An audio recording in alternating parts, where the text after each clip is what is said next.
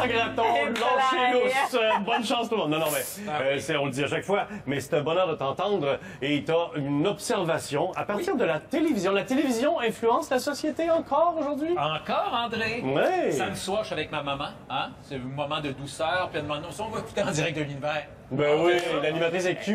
Cute, puis bon, oui, c'est ça. Alors, le show commence, ça va bien. Et à un moment donné, il y a un extrait qui m'a scié les jambes.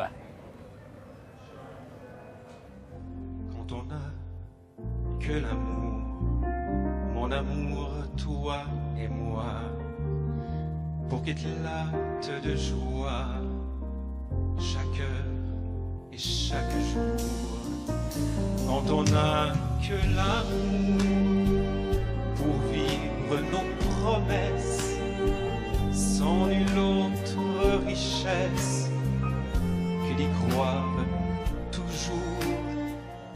Et là arrive une certaine Céline Dion, mais c'est même pas ça qu'on voulait souligner. C'est que c'est Pierre Tourville, donc l'amoureux de Nézé-Séguin, qui lui chante une chanson. Ce moment-là de vérité est absolument incroyable, que deux gars assument cet amour-là. Et à un moment donné, tu as Céline Dion qui arrive et qui, c'est comme l'icône internationale qui dit « Je suis derrière cet amour-là et je les back », en bon français.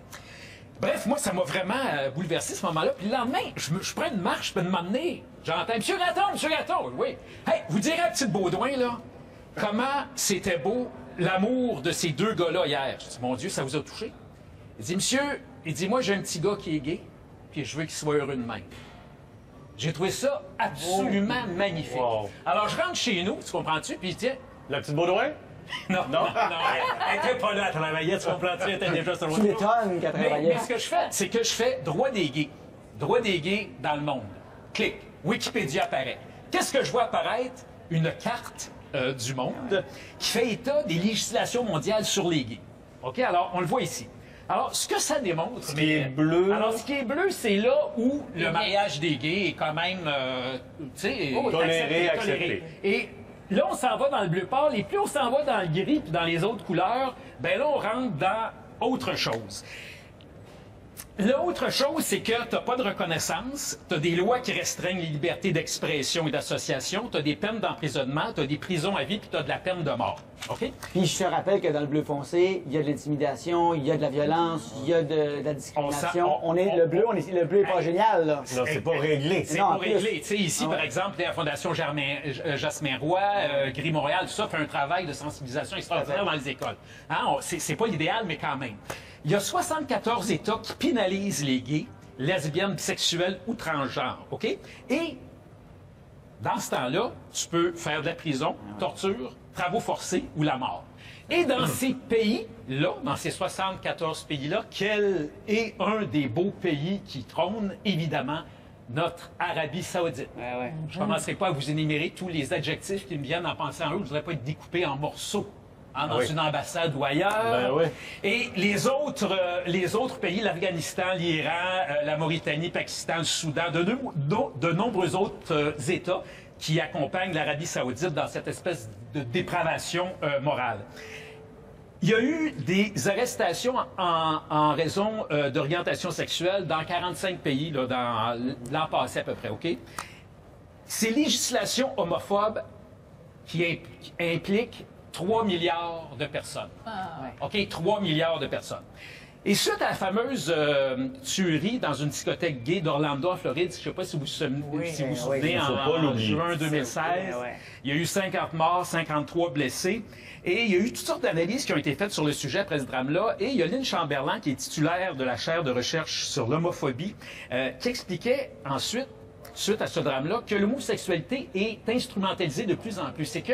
C'est comme si la Russie puis certains autres pays d'États totalitaires voient comme l'Occident comme le méchant et parmi ces méchants-là, il y a les gays. Ce qui trouve, les gays deviennent finalement une espèce d'incarnation du mal de l'Occident. C'est aussi fou que ça. Alors, et pas loin, cette semaine, moi, ce qui m'a vraiment frappé, c'est que nous avons notre Donald Trump qui incarne lui aussi une certaine forme de dépravation et qui a confirmé cette semaine qu'il envisageait de revenir sur la définition des personnes transgenres. Donc, les States pourraient redéfinir l'identité sexuelle sur les organes sexuels à la naissance. Ce serait donc la fin de la reconnaissance des transgenres. Alors, c'est pas tellement loin. Et quand on dit que le bleu foncé n'est pas génial, là, le bleu foncé, les États-Unis. Tu vois, il y a Raël tantôt qui me parlait du Brésil. Il y a une espèce de fou furieux actuellement qui se présente au Brésil. Ce qu'il dit sur les gays et sur les transgenres, c'est complètement fou. Ouais. Et en passant, je veux juste vous dire que l'OMS, l'Organisation mondiale de la santé, a retiré l'homosexualité de la liste des maladies mentales en 1990. Ça fait pas longtemps de ça. Il y a environ actuellement 120 pays qui protègent les gays. En 1990, ils étaient 77 pays, mais il y a quand même 40 des pays du monde environ qui ne protègent pas les gays. Mais ce que cet extrait-là nous a montré, c'est qu'il faut continuer ici à aimer et à être solidaire. Accepter. C'est ça, accepter et Dis-moi, être solidaire. Si je rentre en coulisses un peu, la fameuse petite Baudouin là, qu'on disait tantôt, est-ce qu'elle a reçu des messages négatifs? Est-ce qu'il y a eu Zéro. des courriels, des textos, des Twitter, comme c'est effrayant de montrer ça à la télé? Sincèrement, zéro. En tout cas, j'ai pas été conscient. Ce n'est pas réglé. Il y a encore du chemin à faire, mais au moins on peut se réjouir. Moi, je suis allé chercher ma blonde après cette émission-là, puis si je peux me permettre, il y a eu un moment extraordinaire où les parents de ces deux gars-là étaient là. Ils étaient tellement fiers de leur fils. Et on les comprend. Tu sais, moi, je suis papa là, de 4 enfants. Qu'est-ce qu'ils vont devenir? Ce seront quoi leurs choix par rapport à leur identité sexuelle? Je ne le sais pas. Mais ce que je souhaite, c'est qu'ils soient inspirés par cet amour-là, comme les grands amours d'hommes et de femmes. En tout cas, bref, je trouve ça beau d'avoir des images comme celle-là à la télé. Je trouve que c'est des messages forts. Puis, tu sais, souvent, on se demande... Moi, je suis un gars, souvent, là, qui va ça... Tu sais, je tape ça. Ah ouais? On n'avait pas remarqué. Une image artistique peut faire cheminer une nation. Mais puis, ce qui était beau, c'est qu'on n'est pas allé de « bon, maintenant, je vous fais mon coming out ». C'était pas ça. C'était juste de l'amour. Naturel. Normal. Et c'est naturel. C'est ça. C'est beau. C'est normal. Merci Vincent. Alors, Seulement, l'OMS devrait ajouter l'intolérance dans sa liste des maladies, en fait. Oui, à la place. T'as bien raison. Veux-tu continuer ton élan parce que tu avais une nouvelle peut-être pour nous? Est-ce que Vincent avait terminé son... Oui, Il n'a pas terminé, mais on l'arrête à un moment donné. Il n'a jamais terminé. Moi, je m'abreuve dans la source. Qu'est-ce que je te fais? Oui, si vous voulez.